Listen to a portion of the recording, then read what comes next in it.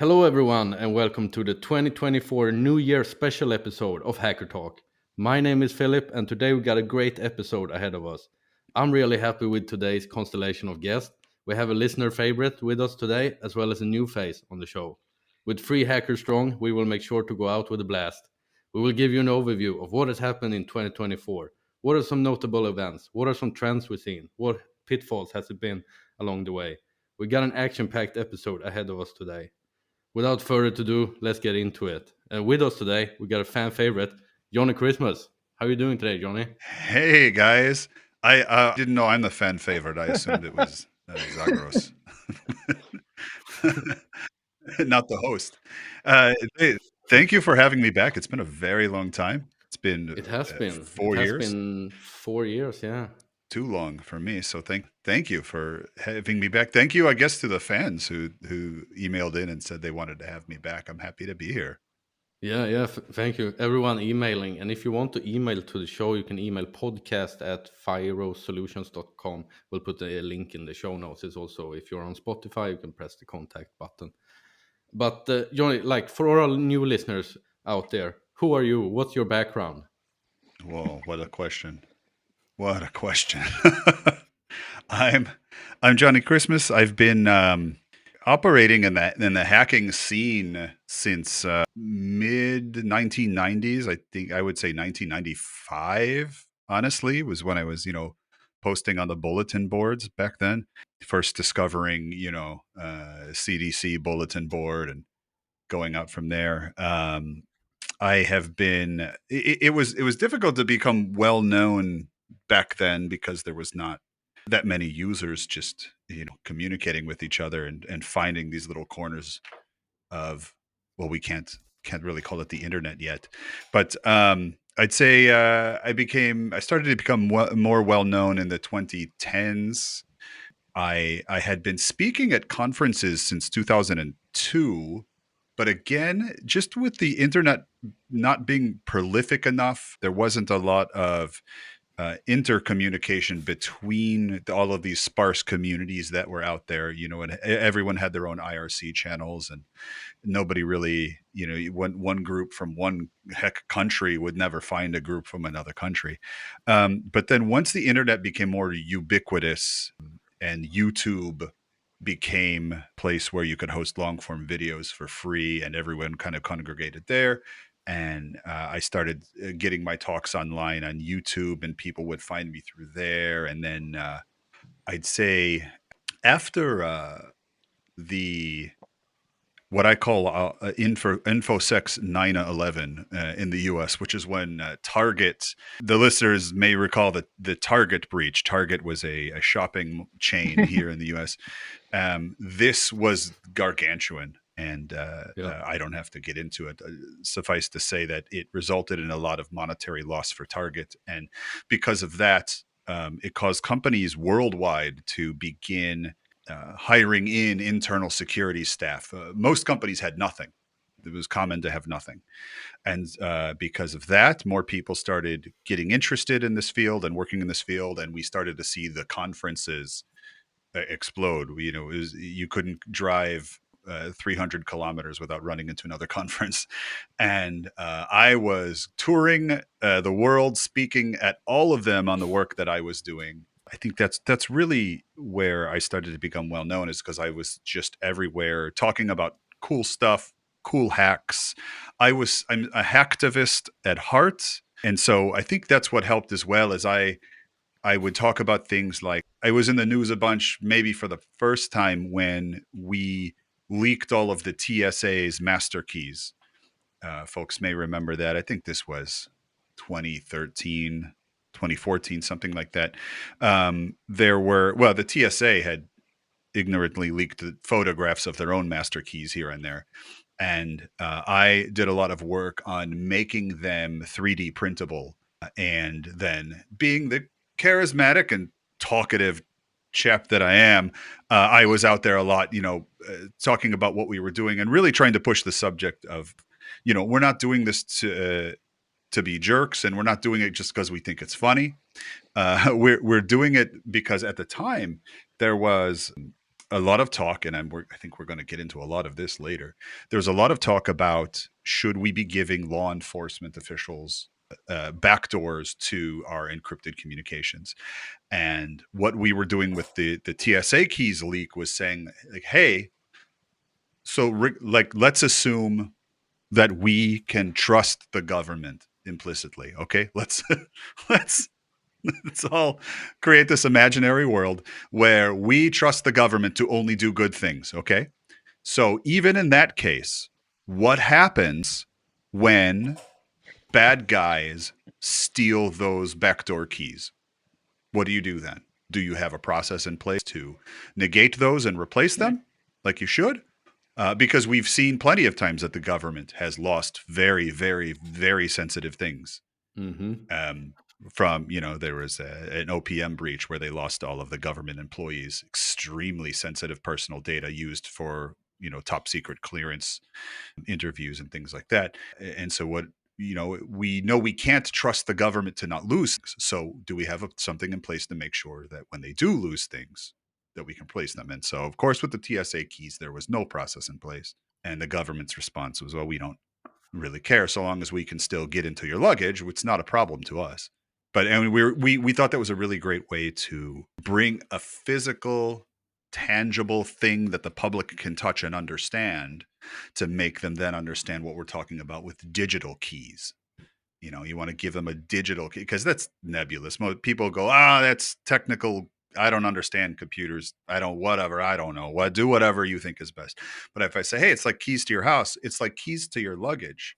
They can lick your toothbrush now. Is that jargon? What's yeah. Anyway, yeah. So that's I think what really put me on the map, and then things skyrocketed from there. I did some stuff with stopping stalking on Venmo, which is like a cash app here we use in the U.S. Gosh, I don't know. I've done so many things, and I talked about so much stuff that I think really it was just I became like the Paris Hilton of infosec, where everybody knew who I was, Chaos but could is not tell about you to what I unleash. do. Yeah. And so here I am. Right. He's a good looking. Yeah. So that's me. I hack and I go places. Yeah, he's around, he's awesome, he's a rock star. The details are fuzzy. That's awesome. And with us today as well, we have a personal friend of mine, amazing hacker, also from Sweden, pen tester. We have Zagros Bingol. How are you doing today, Zagros? I am good. Thank you very much, Filip. And I am it's grateful for being and I'm really happy to be on this podcast with both Johnny and you. I've been listening to Hacker Talk for a long time now, and been really looking forward to having further conversations. I started well, as Philip stated before, I knew him since around 10 years ago, maybe. We met on I think it was on Skype, if I'm correct, Some Philip, way or right? another, yeah. It was through mutual friends, I think we met each other. Yeah, some way or another. And after that, we've been keeping contact. I work as a pen tester at a defense company. Previously, I have experience in SOC. When I started out, I was around maybe 13 or 12 years old, and it all began with just a curiosity, as for many others in the infosec community, I presume. And when I actually went, I used like normally the first thing that sparked my interest was it was my sister who got a computer, and I was thinking, all right, let me see how this works. And first it was Space Cadet, Pinball 3, all of these. After a while, I'm not sure what sparked it, but it was just basically, okay, what else is there? And so I checked up, and somehow in another way, I can't correctly remember, but I was searching in the end how to hack Facebook accounts. but but after a while, I've been having that interest for a very long time since then, and I've been concurrently been hacking, been active in different communities, but also spoken physically with friends, colleagues, and when I am in conferences about infosec. And I'm a very lucky guy to be a part of the infosec community, and the people are great there. And it's really great to also, and it's really great to meet Johnny also as well for the first time. Hey. What I've usually done previously, it's been, how can I say, it's been in different areas. I've been jumping a lot, but it's always been towards most offensive. My dream was to always do it professionally, work-wise. I was always dreaming, okay, someday I'm going to come into a place and I'm going to see 30 monitors with, with different hack attacks, and no lights in the office as well. And in the end, now when I'm there, I'm thinking like, okay, it's not the same thing. I'm just in the office with the lights on. I'm not seeing any monitors. I'm just seeing two, But I never thought that it could ever be a job. It could ever be something that people do. That was the thing. It's crazy. Previously, like many years ago, like security, it wasn't even on the table so much. But nowadays, it's like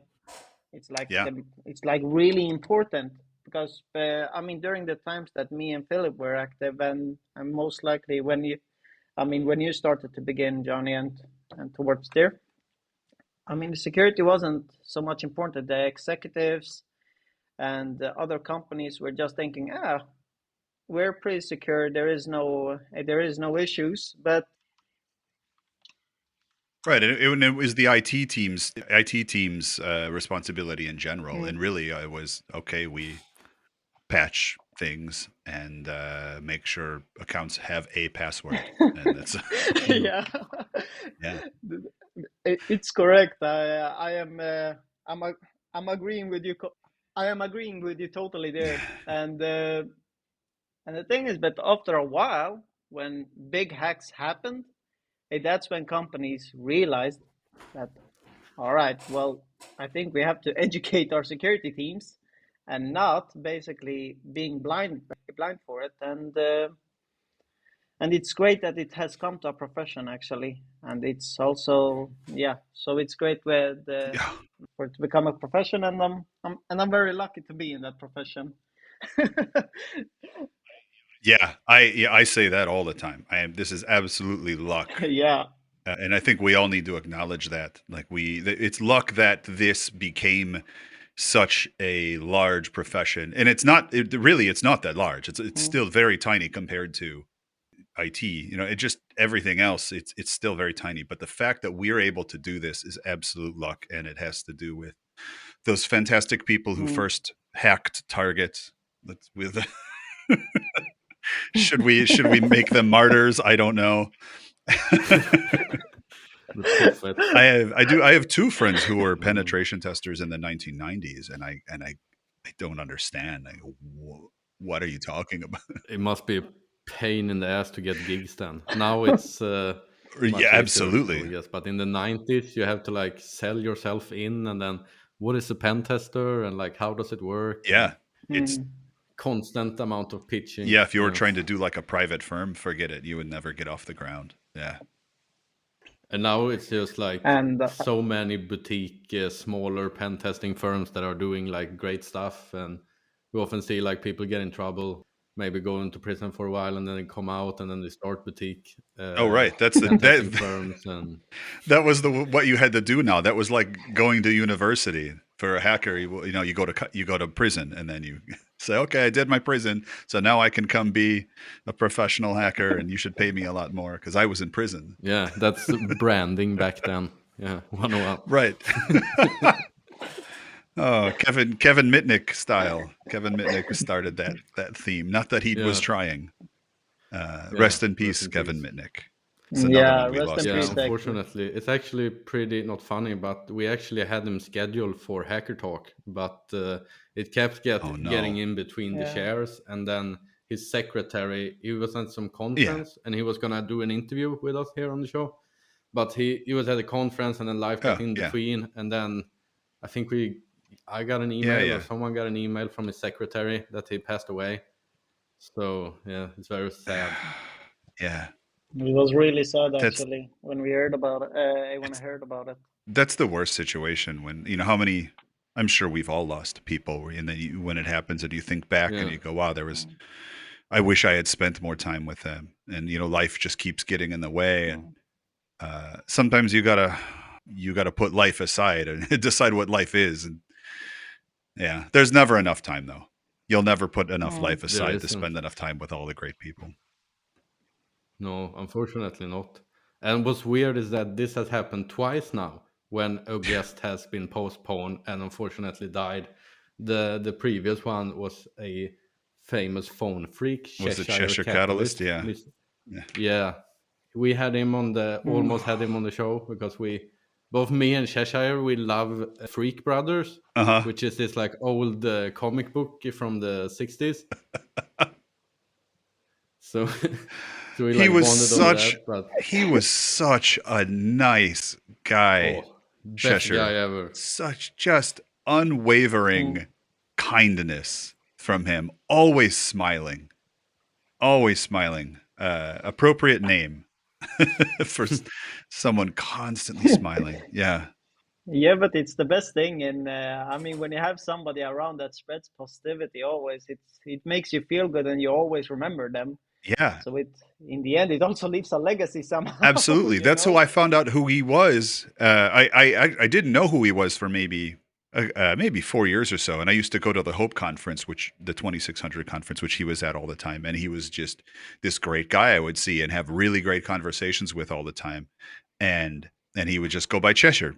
And it's cool. It's Cheshire's here. We'd sit down and have great conversations. And then it was maybe 4 years in that I had gotten some information, put two and two together, and realized who he was. Extremely famous godfather of modern hacking scene. And I was like, oh, and he would never have known it. He never referenced it. He never owned it. No, such a humble person. Absolutely. Amazing humble person. And happy to sit down and just have a talk with anybody who wanted to talk with him.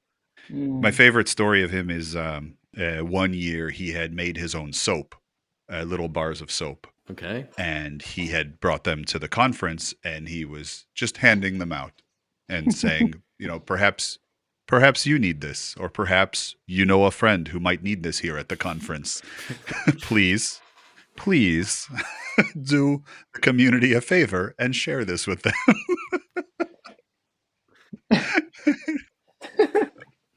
Yeah, but it's such a. But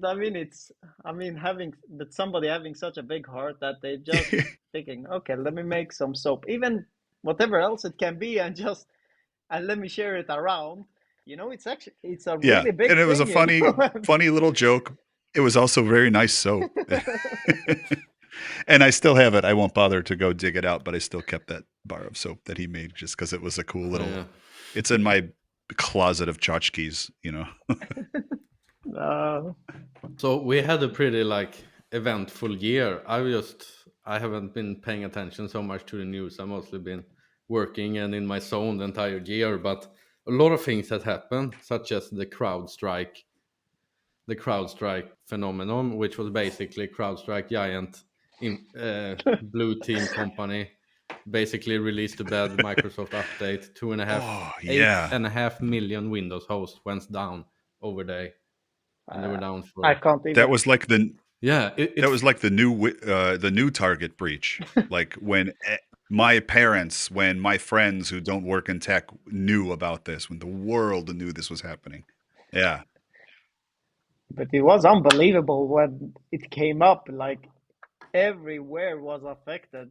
And the funny thing is that, they somehow CrowdStrike snitched on themselves somehow also by every company that had issues also posted that they have issues. So threat actors actually know which companies run which EDR. Yep. Yeah. So it was pretty. They put it right on the front of their webpage due to the CrowdStrike outage, and it was because they wanted to, pass the blame and go, look, this isn't our fault. This is CrowdStrike's fault. Yeah, and it's like, well, it's kind of your fault because you don't have, a disaster recovery process. You don't have business continuity in place. But no, let's go ahead and blame CrowdStrike. That's easy. To be fair, we had at my company, we have oscilloscopes go down. Like we had the strangest. We had devices that we did not know was running Windows, and they just stopped working. Yeah, it was absolute chaos, the craziest thing. And it stemmed from, you want to play the who do we blame game. It was a little bit of everybody's fault, including Microsoft. All the other operating systems have long since stopped allowing third parties to use kernel modules and to do ring zero risky stuff. business. And Microsoft, and there's a much bigger story to this that I don't think we have the time to get into, but Microsoft kept allowing it, and here we are. This is what happens, if you're going to allow operating system, ring zero level access to things. When that ring zero fails, that's it. And when you give a third party the ability to do that, I don't know, man. Yeah. And that's what happened. Not so optimal. Not so optimal as we saw. And, a lot of apologizing and things. And at least they owned it. You saw the CEO coming out and speaking. He was at DEF CON, right? And he came out and he said, hi, everyone. We fucked up. And he was very, very much saying it was our fault. He wasn't trying to say, also other people have made mistakes too, and we should all take part. No, he came out. He said this was our fault. And that's completely right. If something like that happens, you just own up to it, I think, and absolutely try to move on. Anybody who works in tech knows that. The right answer is, if you broke something, you raise your hand and you go, I broke that. Here's how I broke that. I'm happy to help fix it. Otherwise, it is really great because I mean, when somebody takes the responsibility, like a company takes responsibility, in this case, CrowdStrike, they're really big in infosec. And the thing is, when the CEO, I think it was, as you say, when somebody comes up and says, it was our fault, people get respect for that. If they say it wasn't our fault or it was this or that, as you stated, Johnny, it would be like, shall I work with a company or shall I respect a company that doesn't take? It's just a bad look. Responsibility. It's the same. Do you want to work with? Would you hire a developer that acted like that? No. Why would you hire a company that acts like that? And oh gosh, I forgot what I was going to say about that. Anyway, he did this in the face of the fact that it is. For a lot of companies, it is a massive, massive undertaking, often a multi-year undertaking to migrate to a different EDR. Even for just a large business, not even a Fortune whatever, it can take years. And so nobody's, anybody who's going to migrate away from CrowdStrike because of this, for the most part, it's not going to be massively impactful to CrowdStrike's bottom line, dollar-wise. No, and they're probably all stuck in long-term contracts with them, the last 5 years or and so something like that. And so to have the CEO come out in the face of all that, knowing that hey, nobody's going to leave because of this, and to still say we're sorry, this was our fault. Honestly, I'm surprised he didn't have to testify to Congress here. We love to do that. We love to make these poor people come talk to Congress was no idea what to people who went to law school, senators, talk about technology. There's no end of embarrassing YouTube videos of that. I've seen a few and I'm dying of laugh. I think one was it Mark Zuckerberg? Yeah, Zuckerberg, absolutely. I can't remember. But that's one of the funniest ones because he's not he's not a social guy, which is why he created Facebook. And it's very funny that he's not a social guy. He's a very socially awkward person. And it was very clear that he had gone through social training through whether it was internal or external people who do this sort of training to be able to look more natural and act more natural. And you can tell he is just counting in his head and going, okay, 1, 2, 3, 15, take a sip of water. Okay, put the cup down. Okay, blink, don't blink too long. Count to 5, blink again. And so everybody accused him of being an android because he's doing all these things that he had just been with a week prior had been trained to do. And it was the absolute worst. And then he's getting grilled by these senators and these congressmen who who don't understand the subject matter, and maybe I'm not sure if they should be expected to, but that's all to say that there's no point in the conversation. When you get the people who are being grilled just saying the same answers over and over that are very clear and concise, but these congressmen don't understand the answer. Why are we doing this? And so I was pleased to see that we didn't have to make the CrowdStrike CEO do this, because it's just embarrassing for my country is what it is. Yeah, but it was just so funny sometimes when I heard the Congress. I think it's called the congressman, the lawyers. It was sitting there, uh, saying their questions, and they were saying such questions that it was like really hard for somebody standing in front of Congress, somebody that's real technical, like maybe Mark or somebody else. Like the questions I heard, I was like, that's a really bit hard to understand. Like, is it tracking me? Is it, if I do this, does it Oh track God, the me? TikTok And it hearings just and keeps on, and they yeah, state questions, yeah, and you're and then they'll like, go to what? the next Yeah. representative, and then he asks the same question. Like, answer the question, and then the answer is often, well, it depends. There's a lot of contextual situations that, and they will only accept a Mm, yes or no answer, and so they keep pushing. Like, answer the question: is it tracking me? Well, sometimes. No, yes or no. I don't know why we're doing this. I don't know why we're doing this. It's very clear they've already have their mind made up about what laws they want to pass, and now they're just making, I don't know, reality TV for people. yeah. What did we go through? What countries are you all in? We should let the Mm. listeners know. Maybe they already know. No.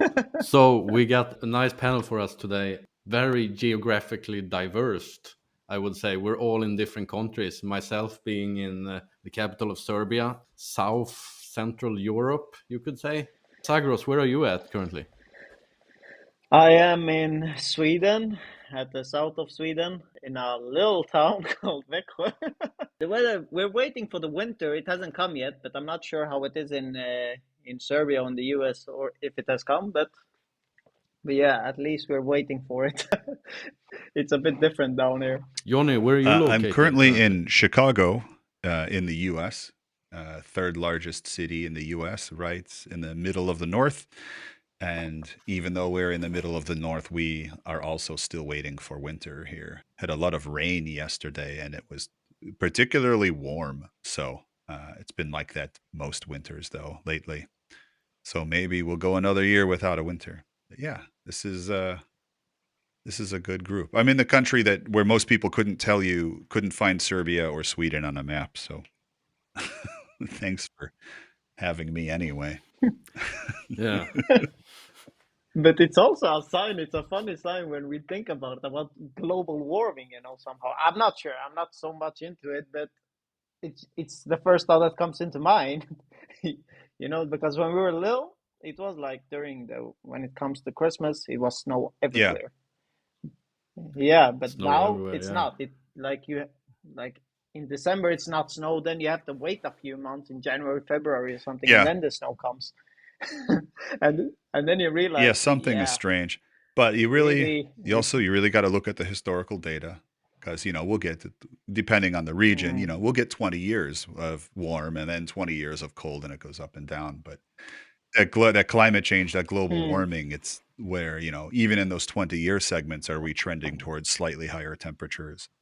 And it's crazy. It's crazy what like yeah, 1-2 degrees can do to affect the entire planet. It's absolutely nuts, mm, because to Does, us, to yeah. humans, you go, we can't feel the difference of 1-2 degrees, whether you're Celsius or Fahrenheit. We can't feel this.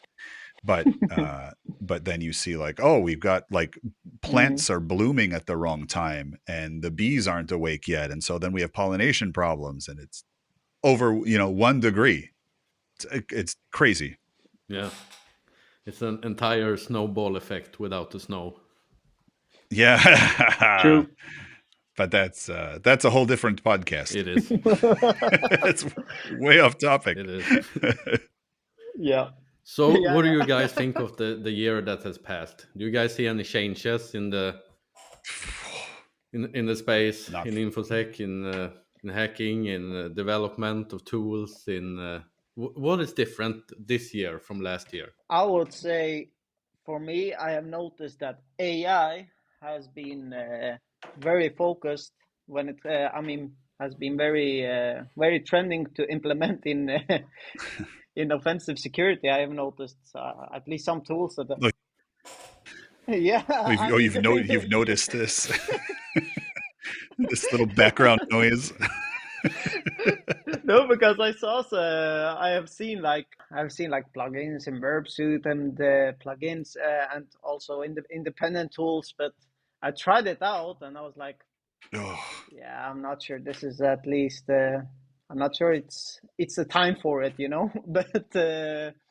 But one I saw it was a company that developed how can I say offensive AI agent, I would say. Basically, you give it a prompt or some code or something similar, and then you just tell the AI basically, if we make it simple, could you find a maybe arbitrary authentication bypass maybe or something similar, and the AI was like basically analyzing the code. It's static code analyzes, then created requests based off it, and then also explained it.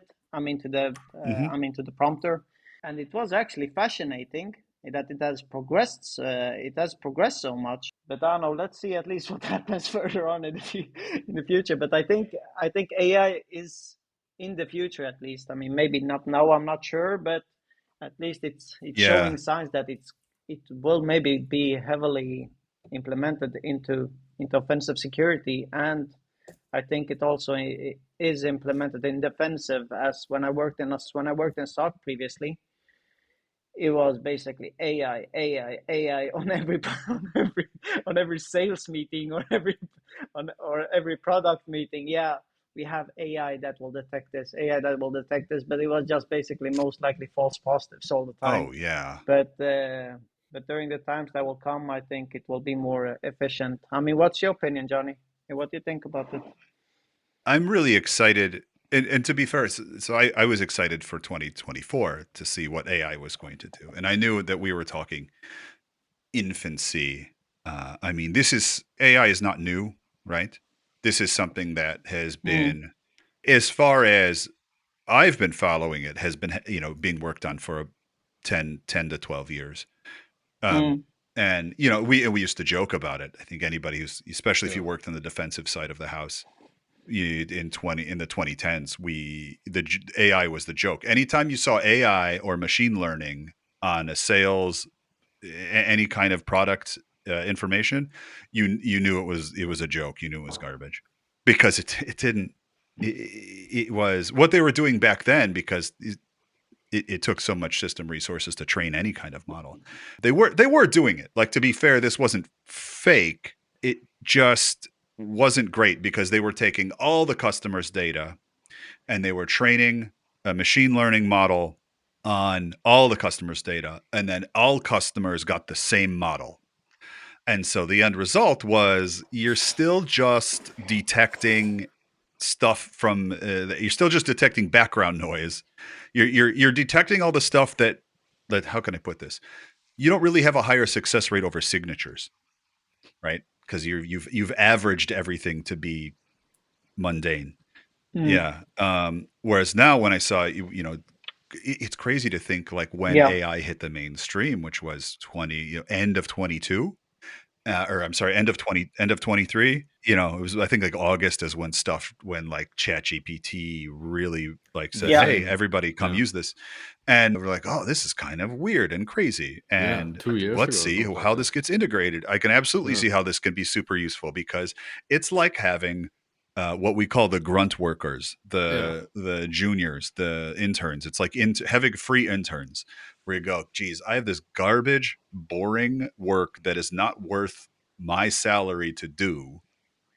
I'll give it to the intern to do. Hey, sort through all of this and catalog it in this way and that way, and find me this or that. And like, now I can have ChatGPT do it. And then I knew like through 2024, we started seeing it get integrated into everything. Like everyone is sick of seeing the word co-pilot, right? Yeah, uh, Copilot, code yeah, companion, and because whatever. and we were real sick of it because everybody started using it, and we're like, this is kind of garbage. This is not great. I could have written something better myself. This is whatever. But then towards the end of 2024, we really started like seeing it become very useful to the extent where now, like when starting new, especially new code or scripting projects, I absolutely go, hey, using this API version, write me something that does this, this, this, and this, and this. And then great. It basically builds you a template, builds you a framework. And then I can go through and start massaging it into what is going to be most functional for my situation. And it's been really cool to see it get to that point. And get, say, I can now give it file uploads and like give it a spreadsheet and have it understand the spreadsheet and spit me back a CSV file. That's been really cool. But on the defensive side and even the offensive side, like I'm not seeing this like game changing situation yet.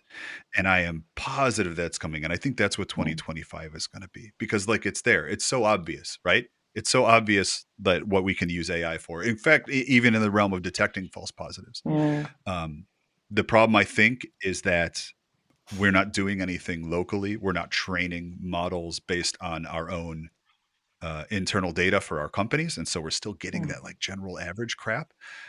Like whenever I hit an AI function in anything, when you want to call it burp or whatever, and I don't see my GPU spike, I go, well, what the hell's going on here? Well, we know what's going on here. It's just sending something to the cloud and it's being processed in the cloud and we're getting a response. There's two problems there. One, did I want that sent to the cloud? Two, that cloud, like whatever model's up there, it's not trained on what I'm looking at here. Yeah. And so I think we're going to start seeing, in fact, we are seeing this already, like locally trained models based on context. I will say at my company, we have a massive push for this. We have an entire team dedicated to, we have an AI team at work. And if you need a model, an application to do this or that, you start working with the AI team and they will work on getting the data in and training a model and then building an application around that model for very specific contexts. And it's great. It doesn't, if you're doing like micro contexts, it doesn't take that long to train a model. If you don't have the entire internet's worth of data that you need to train it on, which you almost do, you never do, you're way better off training it and hosting it internally. Or internally, be that in the cloud or whatever. But I think that's what 2025 is going to be. Is we're going to start seeing these. You're going to start seeing model training as a service at a more consumable level.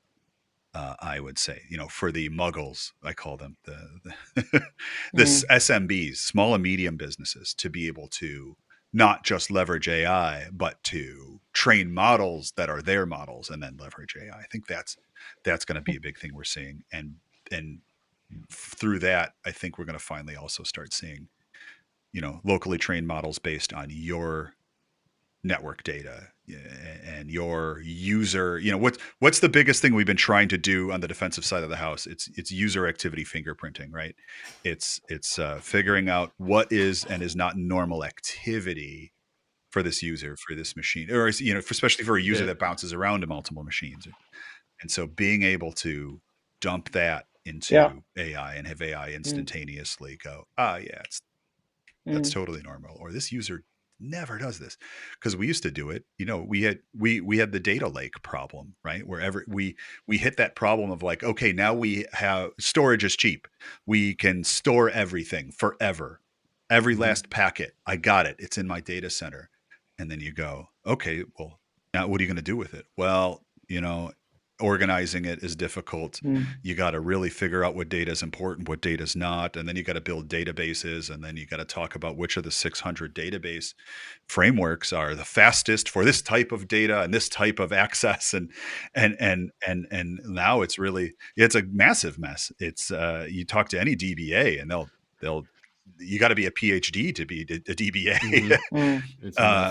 Yeah, and but then I think AI is solving a lot of that too, because you're just training a model. It's effectively a human being that can remember Yeah. everything instantaneously. And Yeah, it's interesting you bring up this point because I had an interesting conversation with there's a guy called Harry Halpin, which founded a mixnet company called NimVPN, and I think he or someone else, they sent me some law enforcement investigations, and right now Amazon has several products where they will basically take Mhm. a data Mm. dump and they will do like a big diagram of like he is talking to his guy and he's using slang to say this and this and this, and AI being like a used Yeah, I mean, if you're for talking basically mass consuming surveillance, public which data, is getting Yeah. scarier as well because what I yeah mean, I will guarantee the NSA here is doing that. I'll well, guarantee the Five Eyes countries are doing this. That would be preposterous. It would if they're missing not. out. Yeah, absolutely. Yeah, like AI. I think we're past the conversation of should we or should we not be using AI. It was kind of scary at first, and a lot of companies, which is the right response. A lot of companies just Yeah. out of the gate said, no, don't touch it. It's not allowed in here. We don't want anything to do with it. And that's the right response when you don't understand something. But it should be we're not allowed to use it here until Hmm. we understand it and we have a proper policy and a proper understanding around it. And so I think that's the way we should be going. I'm sure there are plenty of companies out there that are stonewalling this and saying, no, we're not doing anything with AI. It's not allowed in here. And that's like being given a universal tool that can fix most anything, and then saying, no, it's new and weird and I don't like it.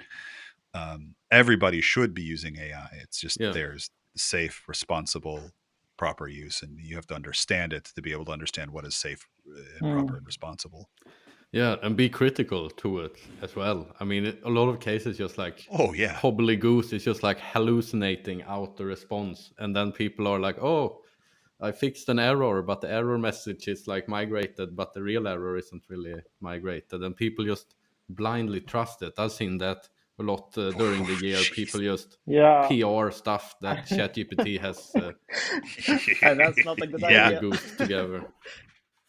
that's yeah. I run a fairly large local information security organization out here called BurbSec. Um, and we just last year started our Dublin meetup in Dublin, Ireland. So we're international now. But yeah, that was crazy. And then we got Mm. so we used to be Chicago only, and then Oh, dope. now we have Dublin and Las Vegas, and I think soon to be St. Louis. But anyway, that's all to say. I talk to a lot of people who are.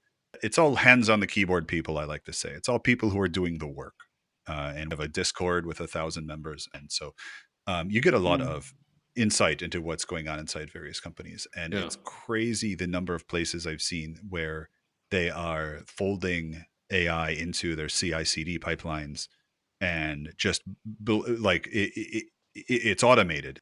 It's doing, gosh, what are they calling it now? Not human, that thing. Yeah, we're inventing new terms, which is cool. But they're just putting it directly in the CI/CD and just having it just Uh, be a part of it, and saying like, all right, then it runs it through the AI, and then the AI identifies any issues of this type or that type, and then automatically corrects them, and then builds, and then there's never a human. Oh yeah, that's what they're calling human in the loop. They're trying to call it, and I'm like, don't stop calling it human in the loop, because it's not a human. It's very, it can't. They say, oh, it can reason like a human and it kind of thinks like a human. Like, no, it can kind of mm. mimic human speech is the extent of it. You should absolutely still have a human doing code review, which is not a perfect solution either. Like, I understand why you're trying to get AI to do this instead of humans, because how many of us, you just go through your own code bases, go through your own, like all of your repos, and search for the phrase like LGTM or looks good to me, and give me a count. How many thousands of times? Because some percentage of those, some significant percentage of those, the person just like skimmed down the screen and was like, yeah, it does this, does it? Okay, yeah, that seems fine. Okay, fine. Looks good to me. And then, plenty of other times they didn't even look at it. They were like, oh, it was just a minor change. Whatever. I'm busy. It's fine. Looks good to me. So is the AI in the loop better or worse than the human who is not really looking at it at all? I don't know. I think the combination of both is better than just having one or the other. But absolutely, it's a strange thing to say. Hey, you should have code review, and then of course QA. But like you should have a human being looking at the code and it's just the changes. Nobody is submitting a 3,000 line PR, right? Sometimes. On big rewrites, maybe. Yeah. I think that's indicative of larger problems. If it's a major rewrite, maybe that should be its own repo. Something also, speaking of like PRs that have been less good, was like this year we also saw a backdoor in tar, TAR, which is like this compression utility for Linux. I don't know if you guys... Yeah, like one of the oldest. I mean, that's from the Unix. Yeah. What I understand of it, I went and looked at the PR, and it was basically... So what happened is that someone took over someone's GitHub account. They pushed in basically x86 assembly changes. And then there was like two people maintaining it. And one of this was pushing in the x86 assembly. And the other guy that was reviewing it, he didn't know x86 assembly. So he was just like, oh, I'm sure this is great. And then that got merged, official release. It got into the Debian official repository. And then someone found it like a few days after it was put into production. But and then what did we learn from this? That for how many code bases could you just start lobbing a bunch of x86 assembly into, and everyone will go, okay. That's and as you said, and as you said, Philip, like basically after a few days, imagine how many users are using Tar and also installing it during those few days. So it's a huge impact. And then how often does that person's system, that setup, go back to check for updates? Maybe weekly is the standard usually, right? So now you got a full week. And this poor person doesn't know because they're not keeping an eye on security news. And even if they saw that come up, they would be like, oh, this is over my head. I don't know any of this. Do they even know that they're using that package inside of whatever they're building? Because I believe it was a Node package, wasn't it? No. It was also a Node package, but this is a C++. No, that's something else I'm thinking of. There was also... What was really worse with this is like connected to a syscall. That's like two separate ones, right? Other programs that want to use light compression. Yeah. Everything uses tar. It's the other side of that though is like I used at my previous company, Grim, which is where I think I was at last time we talked. We did one of the things we did on the side when we were low on projects was we would look for vulnerabilities in the Linux kernel. And it was like, if you're familiar with the TV show Arrested Development, I don't know how far outside of the US that got. It's gone all the way here also. You're nodding your head, so the phrase, there's always money in the banana stand. There's always, our phrase was, there's always vulns in the Linux kernel. And because we would find things that were from code that was 5 years old. I met like so many developers during the year that do like low-level C++, and they all describe the Linux kernel as like a giant graveyard where like certain people have like responsibility of this, but no one really understand exactly what's going on. Probably Linus Torvalds and high-ranking people like oversee everything and put it together, but it's just like such a giant code base, so things get forgotten. And very, very few people are looking at it from both sides. So even, when we're looking at it, we find, we're finding RCEs, right? So we find that RCE and we submit the PR. And what's crazy about like the Linux kernel specifically is you have to communicate through the mailing list. Yeah. Like it's still like the 1980s. Yeah. And nobody responds. Nobody looks at this PR, and then it just sits there. And we're telling them like, hey, we're giving you 90 days, and then we're going to release POC code for this RCE. And this is the kernel, this is like the base kernel. This is the stuff that, other companies It's base. the heart of the internet. Yeah. almost. Yeah. That's a good way of putting it. It Yeah. is the heart of the internet. And we're saying like, all right, we got 60 days, guys. All right. You have 45 days, guys, or 30 days, 15 days, and just no response from anybody. And nobody's no comments on the PR, nothing.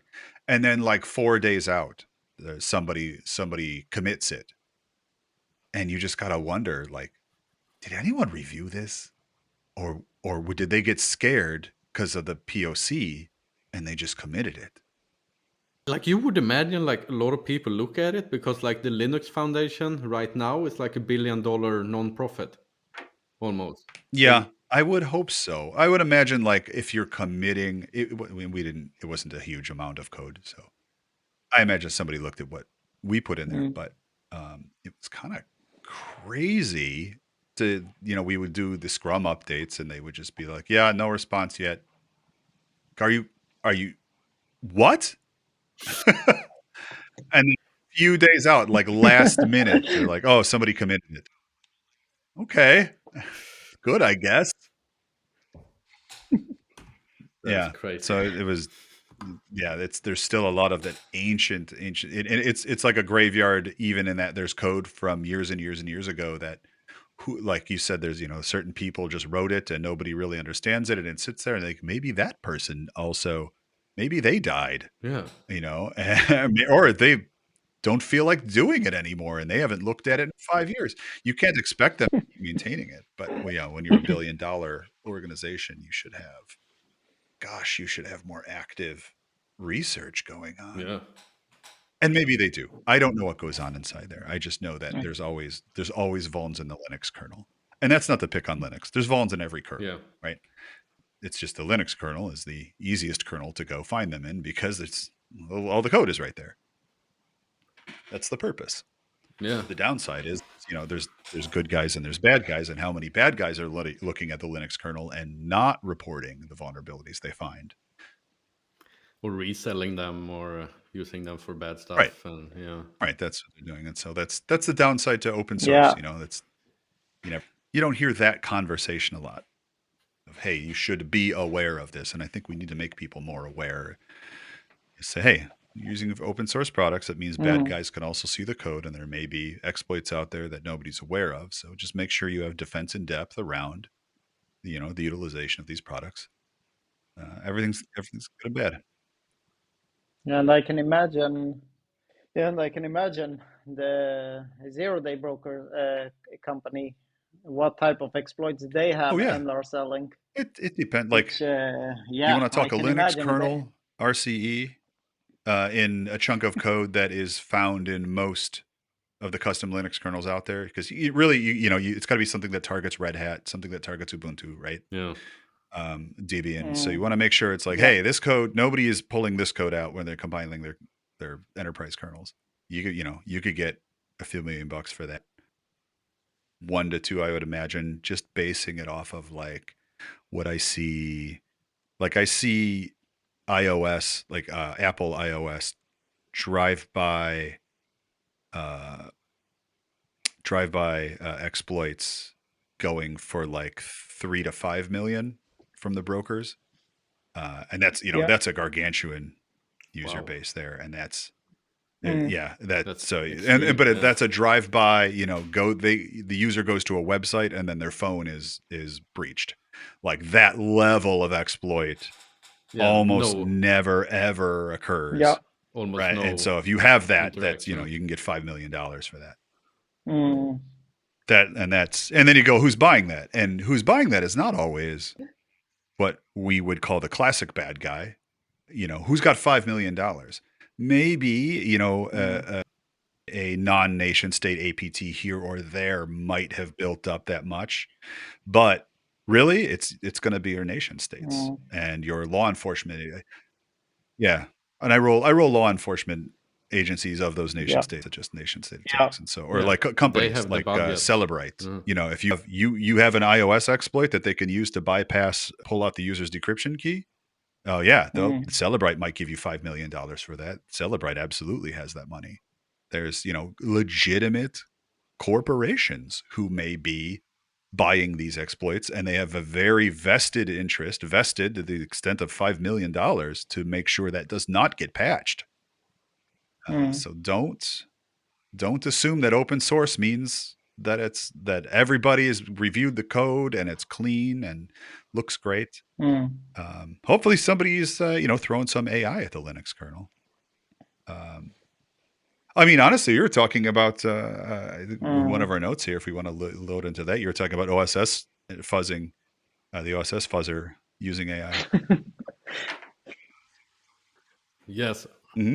OSS Fuzz, yeah, it's an awesome project by Google that's been running for a few years. I know it because OSS Fuzz have been instrumental in, and they've been very good at helping the curl project, and Daniel behind the curl project, finding a lot of bugs in libcurl and also in the main curl repo as well. But they've been OSS Fuzz is basically this giant cluster of computers that are fuzzing. Fuzzing PRs for pull requests for, I think, 1,200 open source projects or something like that. And that's how you used to have to do it. The only way to fuzz was you just get a bunch of processors together, and you just it's brute forcing is what it is. And it used to just take just immense amount of processing power and time and time and time. Anyone who's done fuzzing shooting at it knows, hey, you know, most of your time on the keyboard is spent trying to figure out how to narrow down the space that you're fuzzing. Yeah. Because you will exceed the heat death of the universe if you just open your fuzzer and hit go. It's a bit like, I feel like it's a bit like password cracking, because like it with fuzzing, you have like, you're writing a target file and you're saying like, I think XYZ function might have something bad in it, or it might cause some kind of exploit. And then with passwords, you think like, okay, I might have this like combination, and maybe the router uses like a number sequence, and it's X amount of. So you're kind of writing the same target files, and then hit it with John the Ripper, and then your GPUs cries for a bit, and except with password files. With password brute forcing, you know, there's only one function, and you know what input the function expects, and you know what the output will be, and it's a relatively fast compared to fuzzing, as far as how that like the execution of that function, the time is effectively up to how long it takes to calculate a hash, and that depends on what kind of hash you're calculating. Whereas fuzzing, it's like a million passwords all at once. You're just feeding all sorts of stuff into this function. You know, everything you want to even try. invalid inputs, and seeing what happens. In fact, you want invalid inputs. It's kind of the opposite. So it's the absolutely great use of AI. AI is almost like a 4-dimensional fuzzer. It's a great bridge until we get to quantum computing, I think. Yeah. If that ever happens, people keep getting more and more scared of quantum computing. In fact, I work for I'm not allowed to say where I work, and that's not to say that it's super secret. It's just it's an internal, internal crap. It's not hard to find out where I work. NDAs and So, but we quantum computing. Oh, yeah, quantum computing. Yeah. So we have legitimately started having real talks with vendors about quantum resilience internally, and doing testing for quantum resilience. And I still think that's crazy. And also, but then the other side of me tries to tell myself that, like, look, that's just a lack of experience on my part. This is a massive, massive, massive organization, and it may really take them that long to remediate, to be ready for when quantum attacks are viable. So I got to kind of shut myself up. But the reality is when we talk about quantum computing and it's coming, and we say, oh, we have quantum computers. This company or that company has created a quantum computer. Well, you look at the quantum computers they've made. They don't do anything. They're like, oh, it's a 1-bit quantum computer. And in fact, actually, I was looking at there's famously a woman, a female researcher whose name I'm of course blanking on, but she had created a quantum computer in her home. She actually had one running, and she's like, cool. Here, now the problem is there's no software that runs on this. We need an operating system. We need code. And even then she's like, this thing, it's 1 bit. It doesn't do anything. You're gonna write me a 1-bit operating system? No, it's 1 quantum bit, which gets a little fuzzy. It's way different. Like you have like 2 things here. There's like when do we get consumer grade quantum computers, which might be in the future. And then there's another thing is because quantum computers, they look differently, the CPU architecture, and you don't really have zeros and one, 0, 1, 2, I think. Like all the assembly would have to be rewritten, or not rewritten, but re-implemented. And if entire assembly needs to be rewritten, like you can't run x86, or it's a lot of work. That's exactly what it is. When you're worried about, and everything is asynchronous. All of it is asynchronous because of the quantum nature of how it works, which is why you want it, because you're effectively executing insane amounts of things concurrently. But we're talking. You got to look at your threat model. Who's going to get viable quantum computers connected to the internet first? Nation states, governments, right? Well, you go research facilities, and then it's only takes a few hours for the government to knock on the door and go, hey, we heard you have the singularity here. Sure would be a shame if something happened. And so our nation states, part of your threat model, is your organization worried about China, Russia, et cetera, North Korea attacking you? If you are not a viable target for them to waste this expensive process on, then you don't need to be worrying about that perhaps until after you're dead. Because who are you worried about? Are you worried about the basement hackers? The non-nation state APTs, who may have some funding, but certainly not enough to run a research facility to power. Because you're talking supercomputers again, right? You're talking the next Cray, when the first Cray. You're talking, and so we're waiting until this is a box under my desk.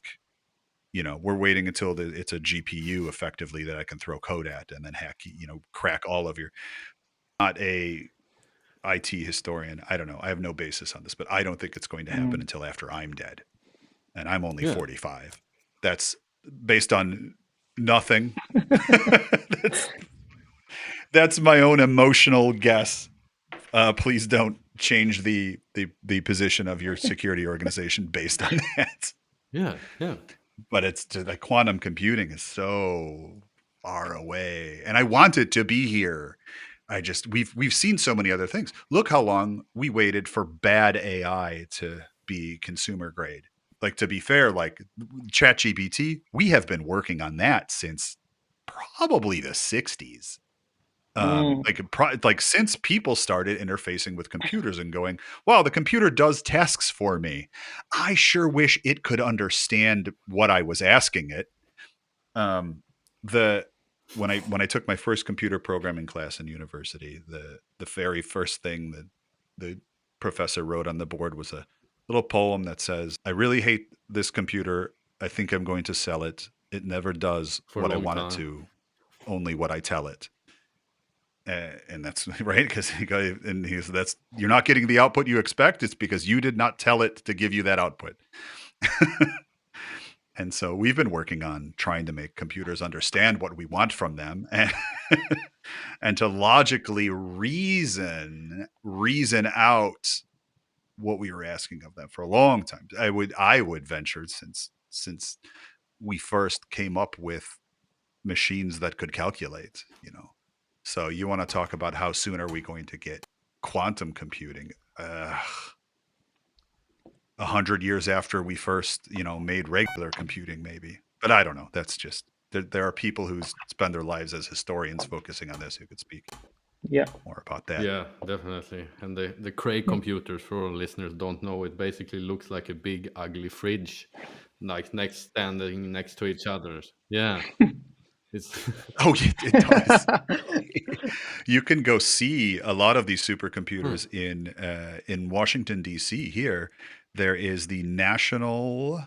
Let me remember. The National Cryptological Museum has tons of the U.S. government's cryptological artifacts, and some other countries as well.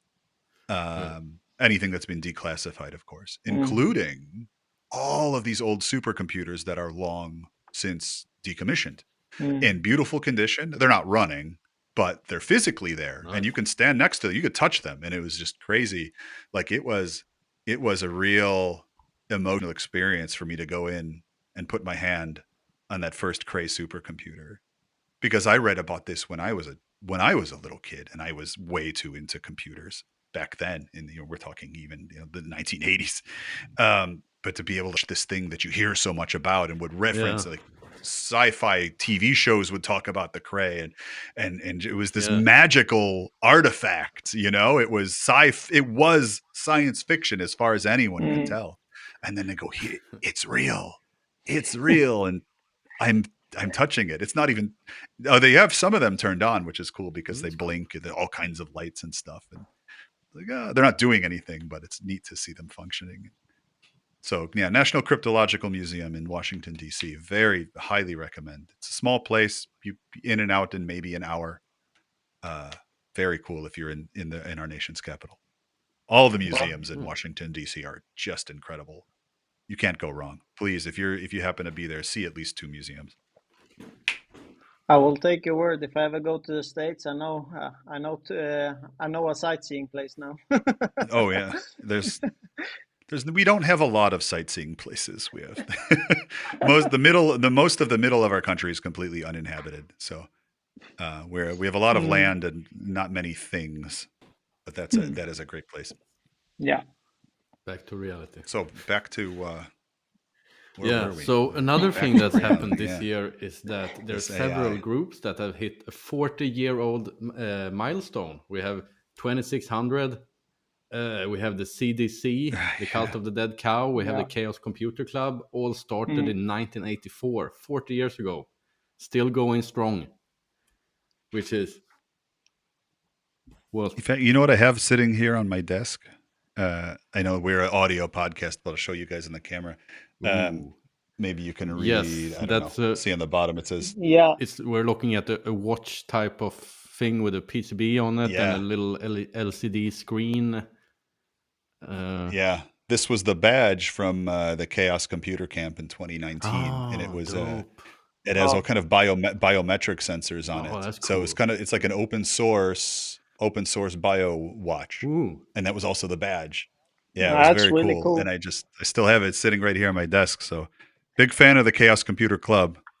Possibly the oldest hard to say, oldest organization of I hacking. think so. Actually, before the Chaos Computer Club, there was another... Hello everyone, this is Filip in post-production, and I looked this fact up, and the group I'm referring to is called HackTick, and we linked them in the show, but it seems like they're not before Chaos Computer Club, unfortunately. That's a side note. All right, back to the episode.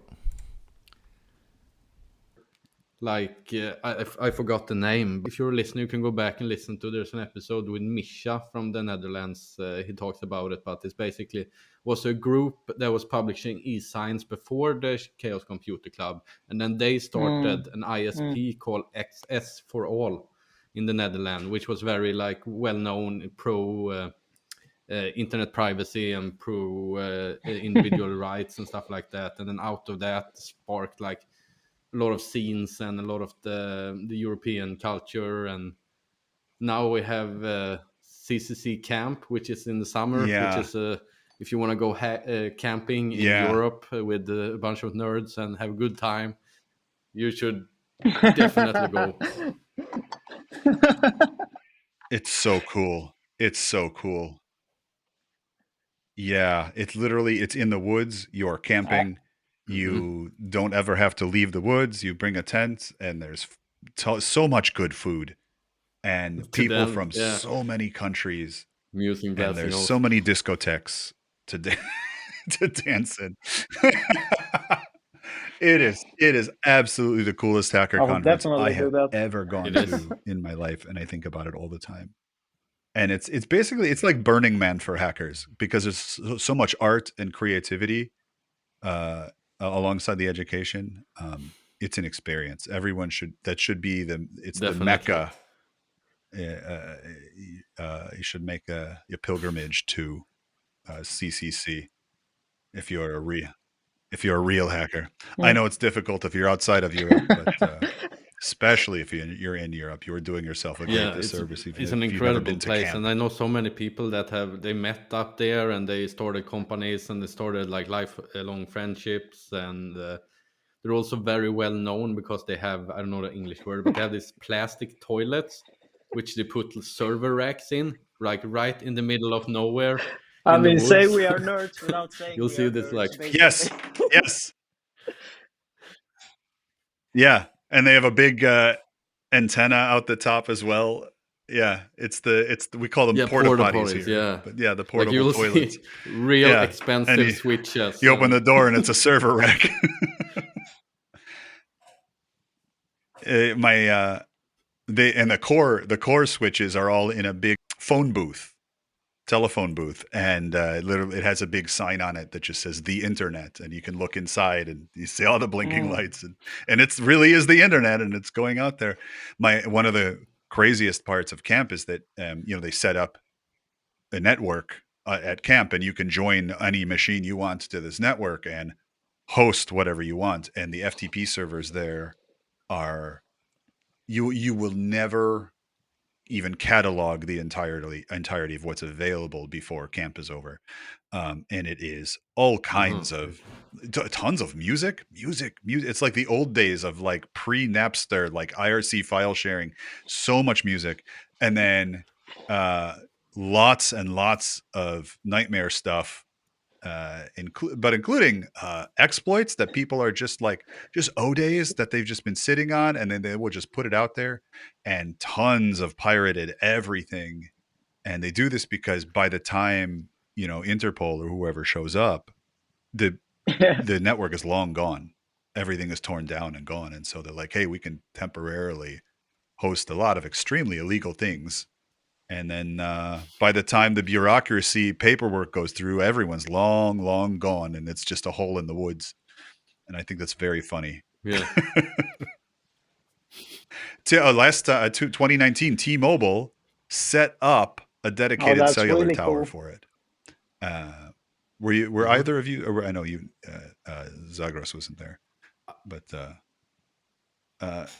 I was not there. I had my ticket though, and I had a ride there, but I did not make it, unfortunately. I was at the winter one. They have like the summer camp is like every 2 years, I think, or every 3 years, and then they have like a smaller event as well on the summer. But they have a winter event as well in December. I think it just yeah, passed once a year yeah, conference, and I've been to the winter one multiple yeah. times. Yeah. The So they set up a dedicated cellular tower, and you could get a SIM card to put in your phone, and it would give you a 4-digit phone number that That's you really could cool, trade actually. with. You could give away to people at camp, and if they were on the camps, and I mean dedicated cellular network where it only served camp, and so Oh, you that's got dope. your own Like a little local 4-digit phone number and call GSM. people on your camp Yeah. phone. Yeah. And yeah, you just pop it in, and now you're on your camp phone. And that was a great way to like be able to keep in touch without having to give your real phone number away or to deal with international SIMs and crap like that. And T-Mobile just donated it. It was really, really, really cool. And one of the the internet was they had to set up a microwave tower to get the internet access, and one of the members is a helicopter pilot who does this sort of work. And so he hooked up the microwave dish to the top of, I believe, it was a really, really tall smokestack as part of a factory that was out there, and he said, and he flew the helicopter up there, and it was really, really, really cool to watch. And he was just one of the hackers. He's like, "Oh yeah, I do this for work. I fly. I'll get it up there." Yeah. No problem. Just make it happen. Yeah, so it's just a crazy Definitely. place. Such I want to go back so bad. Next, I missed the last one, and I only went in 2019 because it's every 4 years, right? And Every 3 or 4 years. yeah, and I keep saying, "Oh, I'll have to go next time. I'll have to go next time. I'll have to go next time." And then I'm 40 years old, and I go, "When am I gonna go?" I can't keep saying next time, so I went, and now I did it again last time. I said, I "Oh, hope I'll go that next the time." next time I will be there, and I can't do I that. hope I will see you, This Johnny. coming So I'm one, I have taking to your go, word so I'll for be it. there. I will see you guys there. Look for Johnny Christmas Yeah. in the midst of thousands of people. All right, fair enough. I will note it. Yeah, I'll be at the Milliways camp. Look for Milliways. That's my camp. I will be there. Oh yeah, CCC. It is next year. It is right? No, in 2 it's years. in 2 years, yeah. Or in 2 years, yeah. Yeah.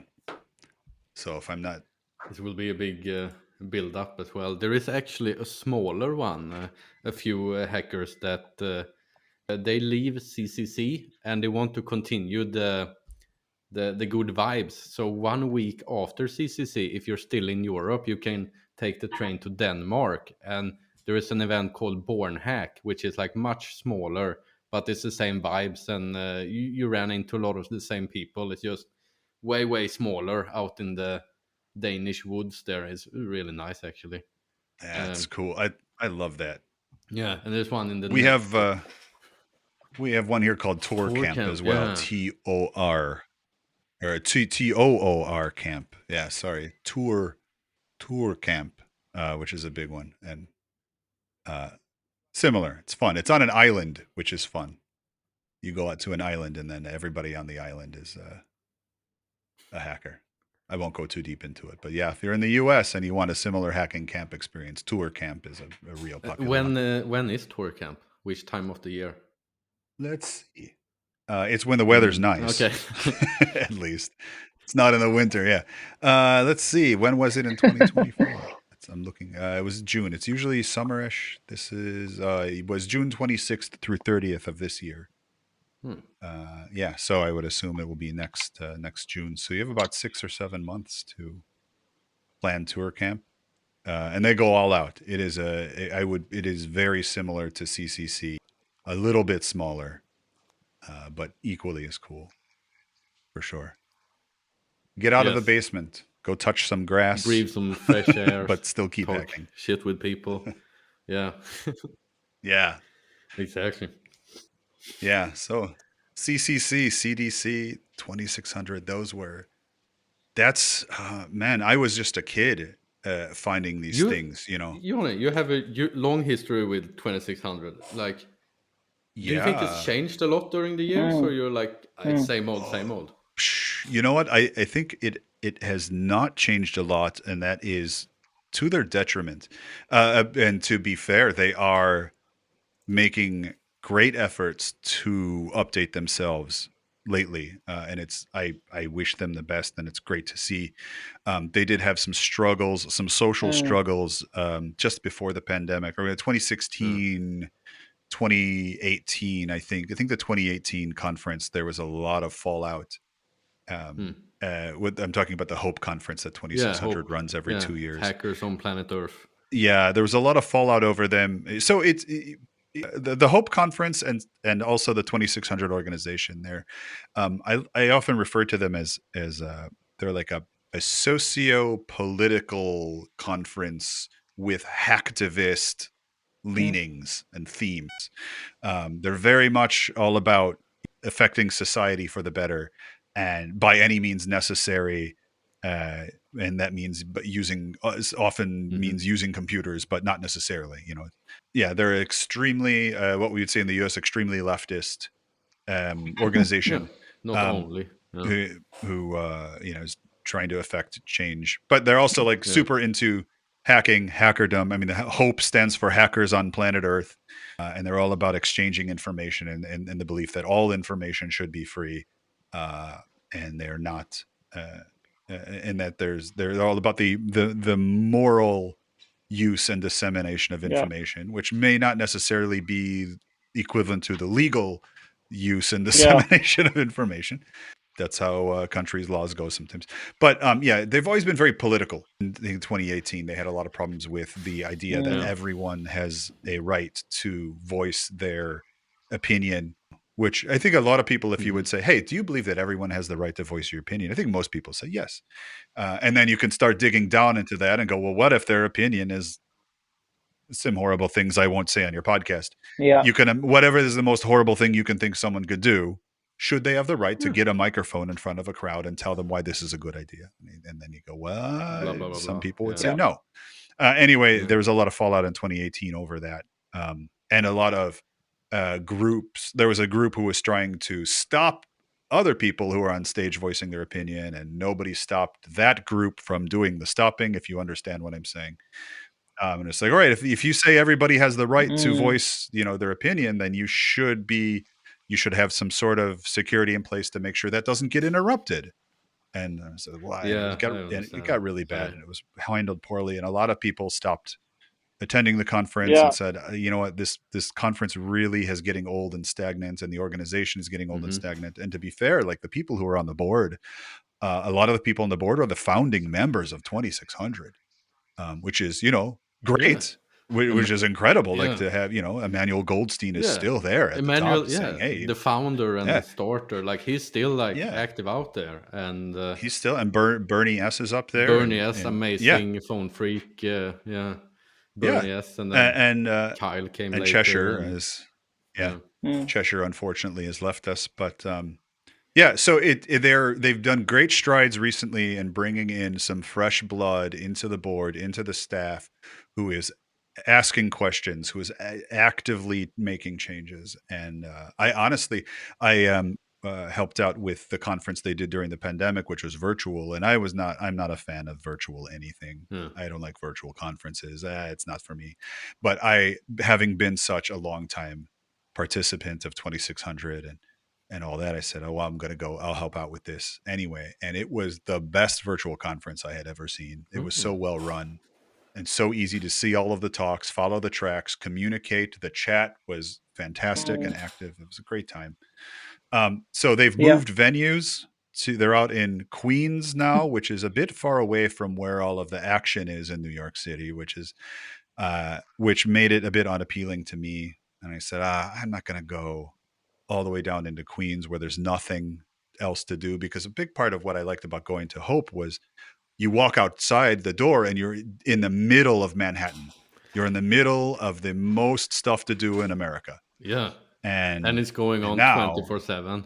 It's 24/7, absolutely. New York vibes, Yeah, and now a lot of that's changed. It's on a dry campus, meaning you can't bring alcohol onto the campus, which some people celebrate, some people are against. The feedback I have been hearing about the new venue and the new conference is it's very positive. Yeah. And so I think I might go back and take a peek. I've been letting my friends go and saying, you let me know how it is. It seems like a hassle. Yeah, I talked to. They've been saying they've been having a good time. I've talked to. There's even an episode like before the last conference, which was like a year ago or 20. The last Hope, it was 2022, right? 1 year ago, 2 years ago.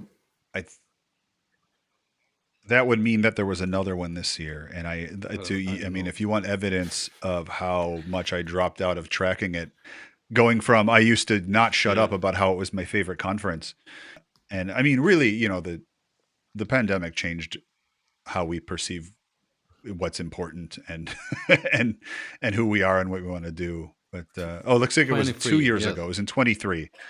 So the next one, oh wait, no, was it this year? It was the year before, right? Because I did there's a podcast interview. Gosh. It was this year. I'm looking right at it. It was July 12th through Okay. 14th of 2024. Because they have had two at the new facility, and this was the second one this year. And then they announced afterwards, or no, they only announced recently that they're going to be doing the conference every year. Every year, now. so not every 2 years, like it every used to year. be. Correct. So it'll be every year. The next one is August 15th through 17th of 2025. So it's about a month later. That puts it a little too close to DEF CON for some people's comfort, I think. But that was always a problem with Hope, was you really had to make a choice of, are you going to go to Hope or are you going to go to DEF CON? Because just really the cost involved, traveling this way and that way. And they were often they were often 1 week apart, sometimes 2 weeks apart. And that's not long enough for people to justify that kind of expenditure. And so often people who went to Hope didn't go to DEF CON. And so the two groups never really mingled, which was a shame because they're two very, very different groups. The Hope folks, again, more like the socio-political hacktivist, information sharing folks. Side. Yeah. And then DEF CON is more corporate. Oh, it's extremely corporate now. Yeah, absolutely. We can. I don't think we got the time to talk about how DEF CON has changed. I don't think we have to. Everyone's aware. Yeah. Yeah, everyone is really aware of it as well. And speaking of old groups, Cult of the Dead Cow has recently started a new project, and I was chatting with Dildog and Medus4 and some other members. They started a new project called Waylid, which is aiming to make a lot of privacy enhancement and basically do private routing and be like a better alternative to Tor almost, where the idea is that you have end-to-end applications that talk to each other in a private way.